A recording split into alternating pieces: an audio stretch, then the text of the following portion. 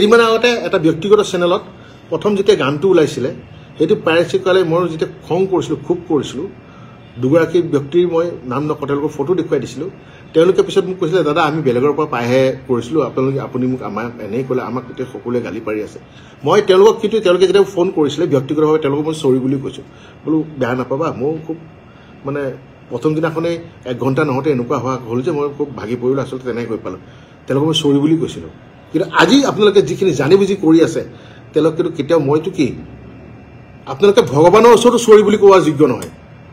সিনেমাখন piracy কৰি পেলাই আকৌ তাত লিখি দিয়ে জাষ্টিছ ফৰ জুবিন দা জয় জুবিন দা কি এইটো হা জাষ্টিছ ফৰ জুবিন দা জয় জুবিন দা মজাক কৰি পেলালে আপোনালোকে এই জাষ্টিছ ফৰ জুবিন দা জয় জুবিন দা বুলি ক'লে এই জুবিন দা শব্দটোক আপোনালোকে একদম অৰ্থহীন কৰি পেলালে লাজ লাগে আপোনালোকে অসমত থাকি যদি এইবোৰ কাম কৰি আছে নিজকে অসমীয়া বুলি পৰিচয় দিবলৈ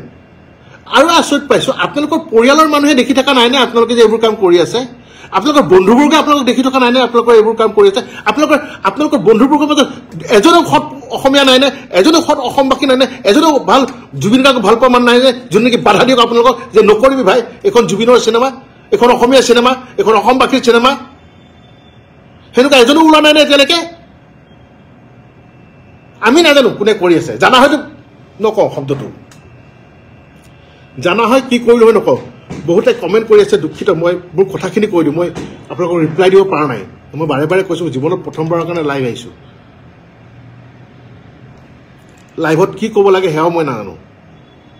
কিন্তু বহুত খুব মই কৈছোঁ ন 19 তাৰিখে যে সময়বোৰ ৰৈ গৈছিলে তাৰপিছৰ পৰা কোনো শুব পৰা নাই আমাৰ মানুহখিনিয়ে আপোনালোকেও শুব পৰা নাই অসমবাসীৰ লগতে আমিও দুখিত আমিও আবেগিক হৈ আছোঁ আমিও কষ্ট পাই আছোঁ গৰিমা বেছি কষ্ট পাই এতিয়াও হস্পিটেলতে আছে সেয়াও মৰম নাই আপোনালোকৰ জুবিন গাৰ্গৰ ন্যায় কাৰণে আমিও লাগি আছোঁ আমিও বিচাৰোঁ ন্যায় হওক সেইকাৰণে দিন গন্তি কৰি গৈ আছোঁ আজি 51 নম্বৰ দিন এয়াও হিচাপ আছে 19 তাৰিখে জুবিন গাৰ্গ নোহোৱা হোৱাৰ পৰা এতিয়ালৈকে কেই ঘণ্টা কেই ছেকেণ্ড হ'ল সেয়াও হিচাপ কৰি ৰাখি আছোঁ সেয়া তেনেকৈও গন্তি কৰি গৈ আছোঁ তাৰপিছতো কামখিনি কৰি গৈ আছোঁ তেওঁৰ কামখিনি 9 দিন হৈছে ভাই ছবিখন ৰিলিজ হয় এটা বাচ্চা এই ব্যৱহাৰ আপোনালোকৰ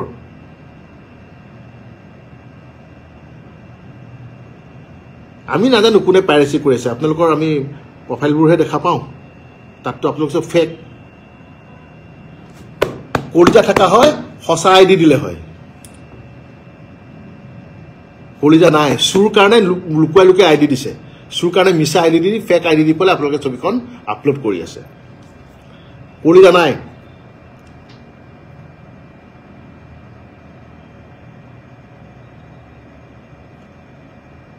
বুজিছে নহয় কলিজা নাই আৰু আটাইতকৈ বেয়া লাগিছে আপোনালোকে যিখিনি পাইৰেচি কৰি আছে আপোনাৰ পৰিয়ালৰ মানুহে আপোনাৰ ঘৰৰ মানুহে কিন্তু জানে যে আপুনি সেই কামটো কৰি আছে আপোনালোকক সেই ঘৰৰ মানুহখিনি আপুনি বুলি কিয় কৈ আছে তোক সেই ঘৰৰ মানুহখিনিয়ে কিয় বাধা দিয়া নাই মই বুজি পোৱা নাই তোৰ বন্ধুবৰ্গে কিয় মানা কৰা নাই সেইটো মই বুজি পোৱা নাই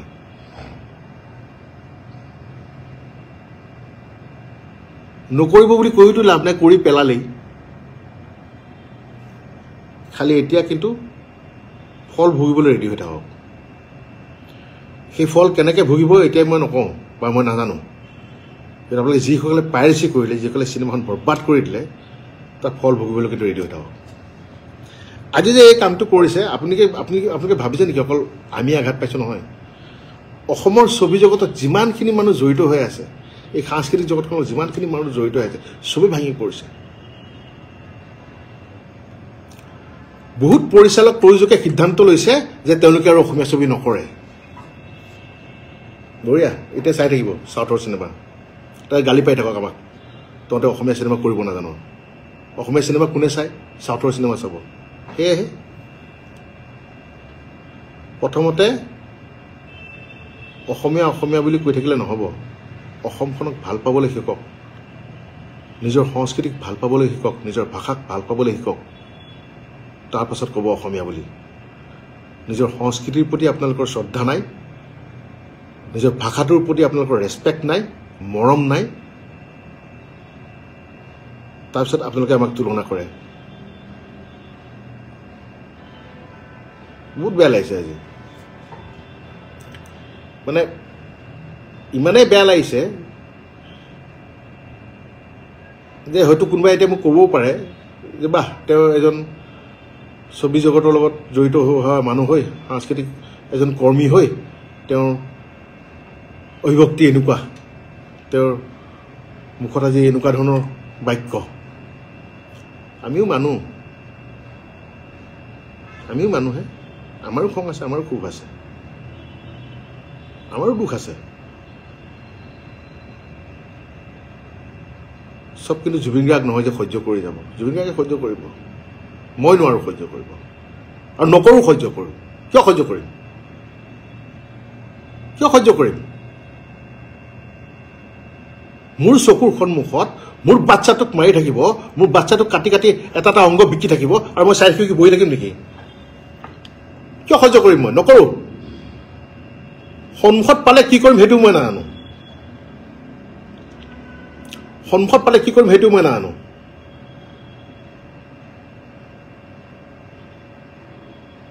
আপোনালোকক অনুৰোধ নাই কৰা যিবিলাকে পাইৰেচি কৰি আছে এইবোৰ ডাউন কৰি দিয়ক ডাইৰেক্ট দাবী দিছোঁ অৰ্ডাৰ দিছোঁ ধমকি দিছোঁ যিমান পাৰ সোনকালে এইবোৰ বন্ধ কৰ নহ'লে কিন্তু কথা বিষম হ'ব এইবাৰ গোটেই ছবি জগতখনকে মোহাৰি দিছোঁ যিমান কেইজন প্ৰযোজক পৰিচালক আহিছিলে আগুৱাই আকৌ অসমীয়া চিনেমা কৰিম বুলি সব বেকফুটত গুচি গ'ল আজি 3 দিনৰ পৰা সব বেকফুটত গুচি গ'ল নকৰোঁ বুলি চাৰেণ্ডাৰ কৰি দিছে শ্যামন্ত গৌতম জুবিন গাৰ্গৰ বন্ধু জুবিন গাৰ্গে তেওঁ ভাল কাম কৰি আছিলে বেংগলত মাতি আনিলে ছবিৰ কাৰণে তেওঁ আহি গ'ল অসমীয়া ছবি কৰিবলৈ ইয়াত জুবিন গাৰ্গৰ লগত জুবিন গাৰ্গ আমাৰ মাজত নাই যদিও তেওঁ কৈছে হ'ব তেওঁৰ যিখিনি সপোন আছে আমি পূৰা কৰি যাম আমি কাম কৰি যাম অসমীয়া চিনেমা কৰি যাম কিন্তু এই পাইৰেচি দেখি তেওঁ আজি 3 দিন হৈছে কৈছে নাই মই কিয় কাম কৰিম যিজন বন্ধুৱে মোক বিচাৰিছিলে তেওঁৰ লগত কাম কৰে সেই বন্ধুটো নাই আৰু তেওঁৰ সৃষ্টিকো যদি এই আজি 5 দিন 6 দিনতে এনেকুৱা অৱস্থা কৰিছে মই আৰু কি লৈ পেলাই কাম কৰিম নালাগে মই গুচি যাওঁ আকৌ